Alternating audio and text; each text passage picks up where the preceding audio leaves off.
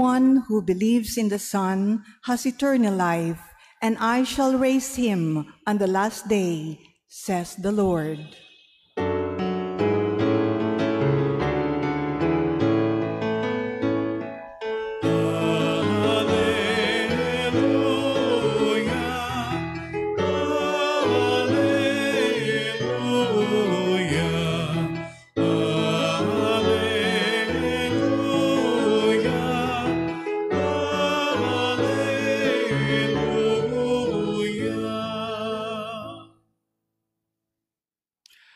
The Lord be with you. And with your spirit. A reading from the Holy Gospel according to St. John. Glory to you, O Lord.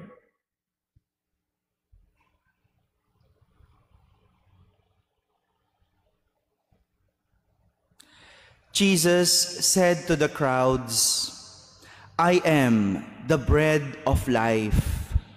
Whoever comes to me will never hunger, and whoever believes in me will never thirst.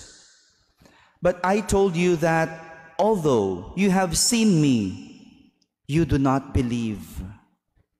Everything that the Father gives me will come to me, and I will not reject anyone who comes to me, because I came down from heaven not to do my own will, but the will of the one who sent me.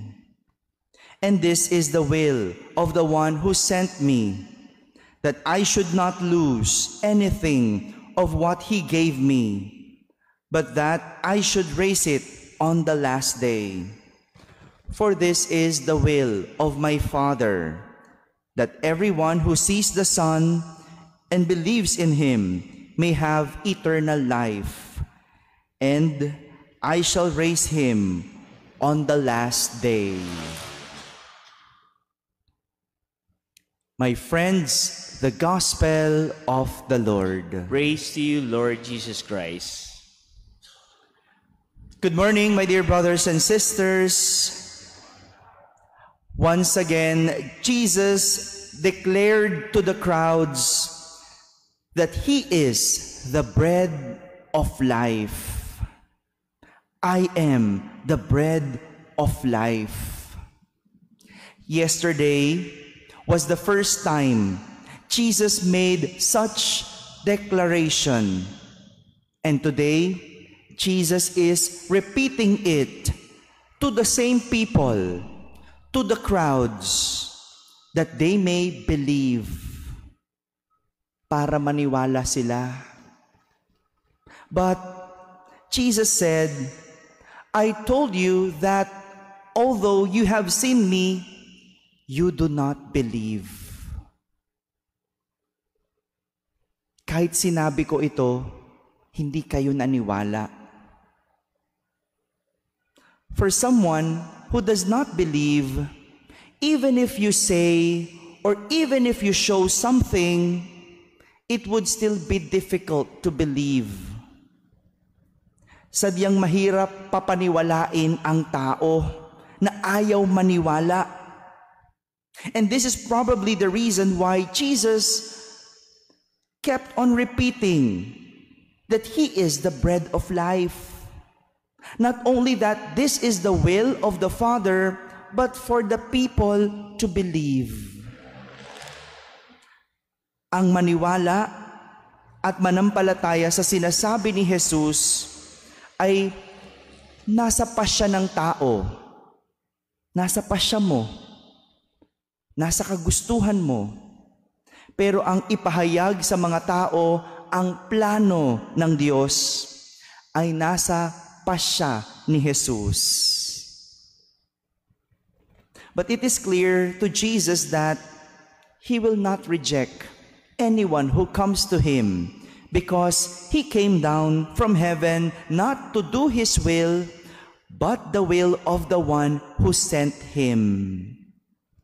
This is the purpose of Jesus, to fulfill the will of God, which is for everyone to be saved.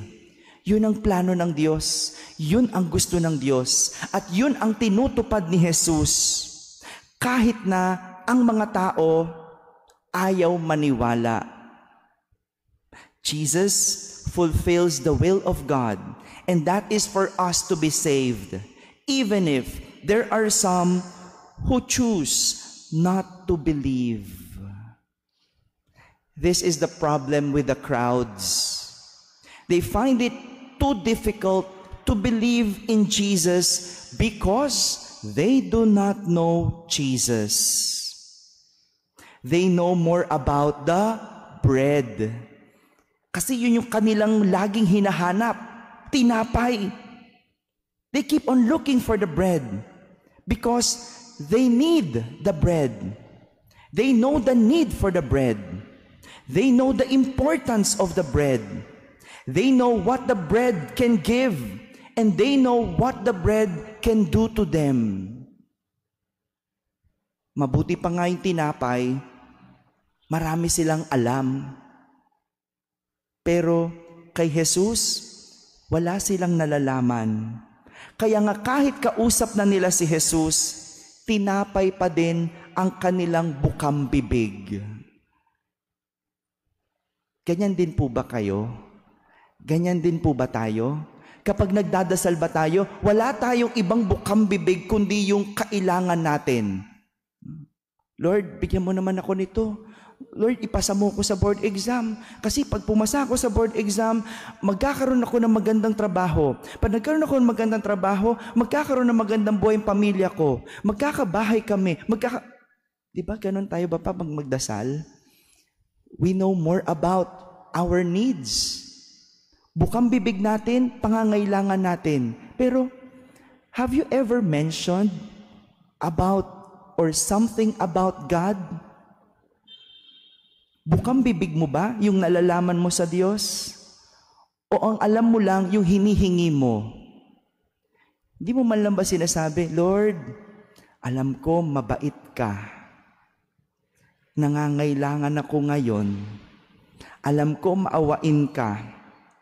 Hihiling lang po ako sa iyo ngayon. Diba? Did you see the difference? Pag nagdadasal tayo, wala na tayong ibang bukang bibig, kundi yung gusto lang natin. At yun yung mas alam na alam natin. Pero, may nalalaman ka ba tungkol sa Diyos? Kaya minsan, hirap tayong maniwala eh. Bakit? Wala kasi tayong alam tungkol sa Diyos. Hindi mo rin nalalaman na ibibigay ng Diyos kung anong mas makakabuti sa iyo. Ang alam mo lang kung ano ang makakabuti sa iyo. Wala tayong nalalaman sa Diyos, kaya hirap tayong maniwala sa Diyos.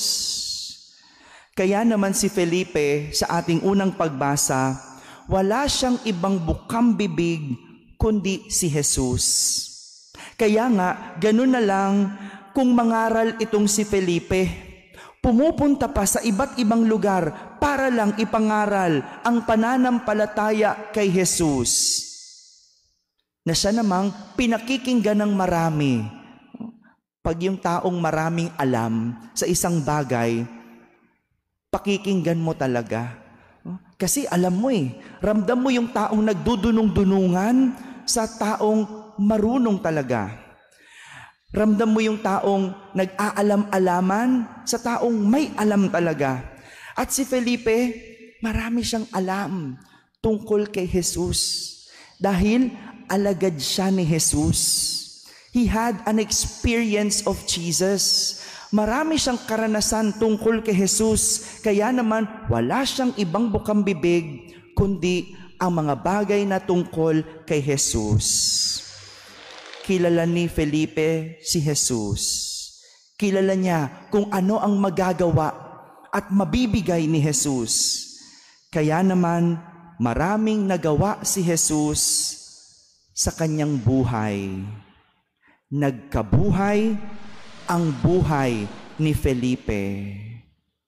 My dear brothers and sisters, we can only believe in Jesus if we know Him. And we can only know Jesus if we accept Him into our lives. And once we have accepted Him in our lives, then He can give life to our lives. Amen.